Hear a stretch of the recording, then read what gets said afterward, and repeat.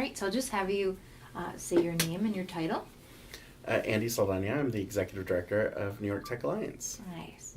And Andy, how long have you been in this role with New York Tech Alliance? Very recently took this role over in October of 2018, but I've been with the organization for just about 6 years now. Wow. And what does your role entail? What are you in charge of? Everything. Yeah. So as the Executive Director, I'm in charge of every part of the organization. We are a very small nonprofit organization, but we have a very large impact. And so I manage everything from the finances of the organization, the operations, to the programming and the operations and logistics for the programming itself. What we're known for is our monthly meetup event called the New York Tech Meetup. And it's part of the world's largest meetup group. We have over 60,000 members. And every month we convene about 300 technologists at our partners location, AppNexus, Xander now, formerly AppNexus. And we showcase live technology on stage. So we ask really... what I do is I scout for really cool tech that's being created here in New York City, and the startup founders or the companies that are creating that tech come on stage. They give a brief 3-minute to 5-minute demo of the products, and we've been doing that. We've been a meetup group since 2004. Wow. Yeah. 60,000, that is huge. Yes. What's the number, so for the monthly meetups, your actual turnout, what's the average, do you say, like people in attendance? Right around 300. Wow. That's huge. So when you are scouting these tech companies and individuals, figuring out who would be, the best person to have speak in front of 300 people, how does that happen? What do you look for? I spend a lot of time at demo days. We have a pretty broad application process, so anybody can apply through our website. But what I do is I schedule an in-person meeting with them at some point. If something has caught my eye at one of those demo days or in the application pool, I ask to schedule at least 15 minutes with them for them to tell me their story. And really what I'm looking for is, have they thought about what they're building, the impact that of what they're building, how it's being used, how is it different from anything out on the market, and what is the unique factor that sets them apart from other companies. And so in a city like New York, there's a ton. Oh, yeah. And they don't have to be the most groundbreaking tech, but if they're using technology in a very interesting way or in a very different way, then it sparks my interest. And sometimes it's the founder themselves. If the founder has an amazing story, if the founder is someone who has overcome a lot in their life and is creating this company, then it also catches my attention. I tend to be attracted to the social good aspect. So when people are creating technology that's helping their community or helping the good of the people, then I'm automatically, my interest is piqued, and I want to know more about what they're doing. Right. So what would you say someone coming to present, what would be the benefits for them, like other than being in front of 300 new people that have never even heard of their product or them even? I think that is the biggest benefit to those companies or technologists that are coming to showcase, is the exposure that they get from the event, as well as the getting integrated into the community. So it's not just the 300 people at the event, it's the 60,000 people at the meetup group, the hundreds of people that we have in our online community, Golden Wheel. It's the, if they're creating really interesting stuff, it's me talking about their product at different events, or when I'm, speaking at an event, using them as an example, and connecting them with potential investors or connecting them with potential hires. We get a lot of developers looking for work. We get a lot of employers looking to hire developers. So we are very much a matchmaking organization, making those connections happen. Yeah. And so that is one of the biggest values that we provide. That's incredible, and that's something you just can't get doing on your own. Right. I love the fact that you said you're bringing people into a community. And I think that's why meetups in particular are so popular. But why do you think the tech meetups in particular are like such a force? Because that's huge, 60,000 people, as we said. But why do you think it has become as big as it is now? Part of it is one of the pieces that make our meetups unique, the New York Tech meetups unique, is that we don't focus on the business model. So we're not focused on the revenue. We're not focused on the total market size. When you come to pitch at the event, you're not coming to, say we are the best at blah, blah, blah, and our potential market size is $1 billion, and we're going to take 10% of that market. Right. No.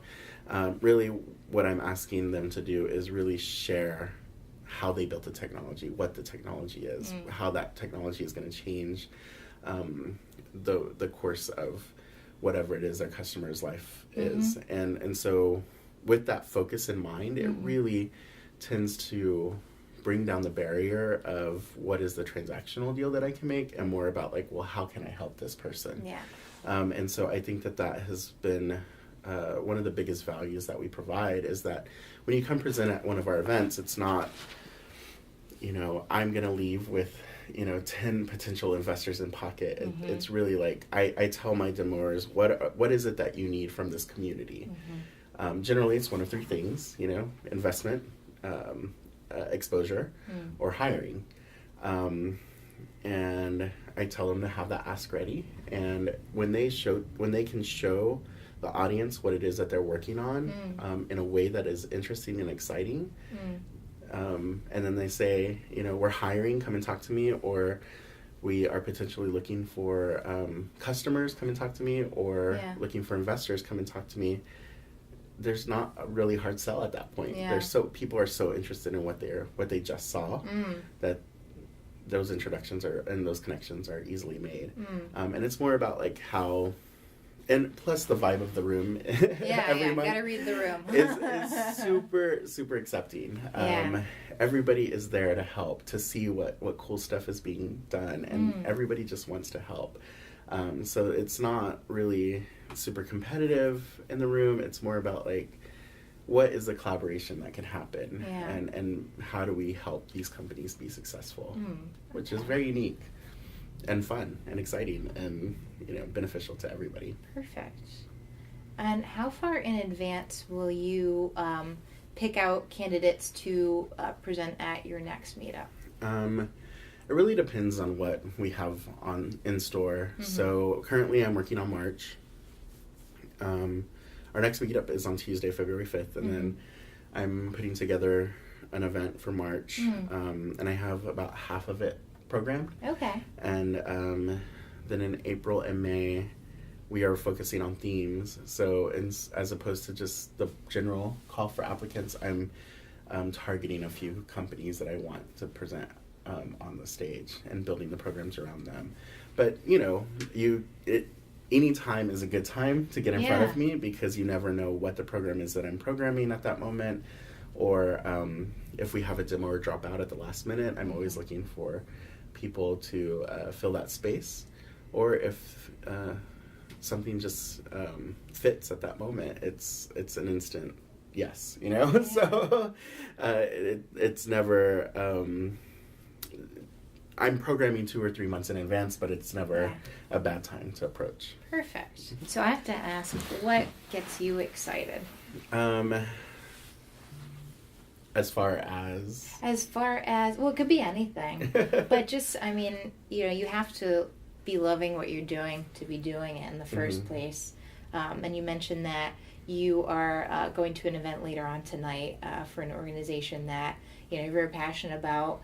And so what things, what drives you to take on certain projects or organizations? And it must be built out of passion. So I guess what I'm asking is, what are those things? Yeah, so I think really is doing good in the world. I feel like it's our job to leave the world a better place than we found it. And so I gravitate to things that really fit within my realm of of experience. And so being a part of the queer ecosystem in New York is really important to me. And so I do, that part of my life really drives what I focus on and where I spend a lot of my time. I also use that passion for diversity and inclusion and acceptance and access in every part of my work. And I feel like our work is not going to be done until the tech ecosystem is an equal playing field for every person who wants to take advantage of it. So I bring that to my everyday role, making sure that we are showcasing diverse founders and entrepreneurs on our stage at New York Tech Meetup. I make sure that I bring that with me to my side projects. So I co-founded a nonprofit organization called Queer Tech, and it's based in Canada. Oh, wow. And it's with a friend of mine who started Queer Tech Montreal. I started Queer Tech New York City, and I helped him start Queer Tech Montreal. We incorporated in Montreal this last year, and it's been a lot of fun, really growing an organization and presence in a foreign country and an experience that's making a difference and an impact on our community. Yeah. And then I volunteer organize a program for Start Out, which is a LGBTQ organization that focuses on connecting entrepreneurs with funding. And that's been a lot of fun. And so I bring that to every part of my life. And, being in the queer ecosystem of New York City is phenomenal. There's so many artists and so much activity and life in the city. And it's not everybody has the same access to the ecosystem overall, or just to the same opportunities. And so I often try to figure out, like, how do we create more pathways so that more people in the ecosystem can take advantage of those things. One of the things that I'm trying to figure out right now is how do I get more queer artists to understand that they have the power to be entrepreneurs, and taking control of their own business and their own brand, and creating a business and a brand out of what they do, out of passion and art. Nice. So it sounds like a really big motivation for you is empowering other people. It is, definitely. Connecting and empowering people. Love that. Do you know where that comes from? My mom. Yeah. Definitely from my mother. Yeah. Yeah, she. I spent a lot of time growing up with her, and she was definitely the connector of the family. Making sure that everybody had everything that they needed to make the best for themselves. And I think she finds joy when others find joy around her, and she's able to help facilitate that. And I've picked that up in my life as well. Nice. I definitely feel the most joy and happiness when my founders that I've put on stage and helped mentor or guide along the way are finding success, and come back and say that, because of this program we've made these connections, or thank you for that introduction you made, it's really been valuable. And I really when they find success, I find success, is how I feel. And that's what it's all about too. A lot of people don't realize that because we're so in our own little world. It's like, how can I get further? How can I do this? But if you help elevate someone else, you get it back in return. Exactly. And I'm sure that person can help you down the line too.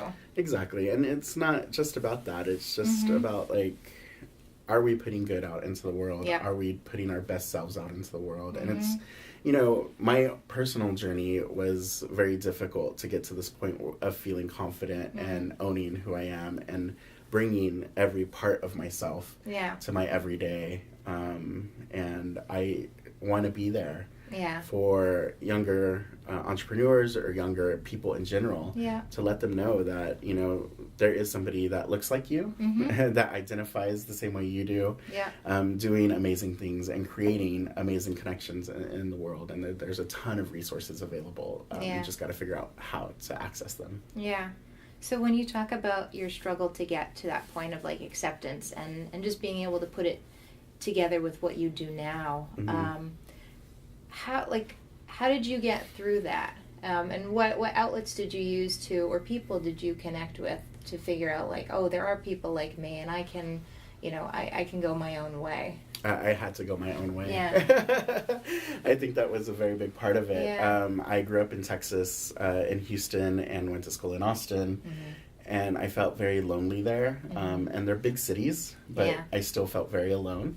And it wasn't until I moved to San Francisco on my own, not knowing a soul, that I was forced to really explore what being queer was, to explore what being on your own is, and make your own way through life. And it really made me mature in a way that I don't think I would have otherwise. And I created my own family. And people, a lot of queer people talk about creating their gay family, or you see that a lot in media, and it's very true. It's like I have my family, which is wonderful and phenomenal, but they were never able to give me the kinds of support and acceptance that I needed from people who were similar to me. Right. And it wasn't until I assembled that family that I really started to understand the power that I had. Yeah. And was able to capitalize on what my strengths were and how to lift other people up around me. Nice. In the same way. And what do you have to say to people that are still struggling to, because I know a handful of people that are in New York and other big cities that feel really alone, and they don't really have their family yet. Right. They're chosen families. Right. But what do you have to say to those people that are still searching? It takes a lot of work and time and patience and understanding and love. And it work. It is work. It's whether you're queer and looking for your queer family, so going to where you're comfortable and people are congregating, and pushing yourself to step outside of your comfort zones. I'm naturally a very shy individual. Nobody would believe that right now, but I am naturally very, very shy. And so when I moved to San Francisco, I had never been to a bar by myself. I had never been to a public place by myself. Yeah. And not knowing anybody really forced me to start doing that. And I would give myself a task, like, Andy, okay, you're done with work. You're going to go out tonight and you're going to stay at the bar by yourself for 2 hours. Wow. And you have to talk to 2 people. Yeah. And that was a tremendous challenge for me at that age. Now I go into a bar and I'm like, hey, what's going on? They're like, hey, Andy. Yeah. And if bars aren't your thing, meetups are a really phenomenal avenue as well. Professional groups, associations, work even. If you're working at a big company, find your affiliation groups that you identify with and be a part of them. And if they don't have them, start one. That's one of the biggest pieces of advice that I can give is if you can't find in the world what you're looking for, do it yourself. Start your own group. Start your own meetup group. Start your own company. Wonderful. And I think it's definitely come full circle for you. It sounds like that. And I want you to be able to tell us where we can find your meetups and any other social channels you want to promote. Now's your time. Awesome. So to find the meetup groups that I run, go to meetup.com and search for New York Tech Meetup, Queer Tech Meetup NYC, and Queer Tech Montreal, if you're in Montreal. For my social channels, my Twitter handle is @CholoCouture. Nice. Oh, I'm going to follow you. And I don't tweet very often, but I do. I need to start. So maybe if you follow me, it'll encourage me to tweet. I'll start tweeting at you. And then the website for our nonprofit is nytech.org. And there's some changes happening to that right now. So hopefully you come now and you'll see this version, and then you'll come in a month and it'll be brand new. So exciting stuff happening. Oh, very exciting. Yeah. Oh, thank you so much, Andy. Of course, thank you. What a pleasure. Yes. Okay. Thank you.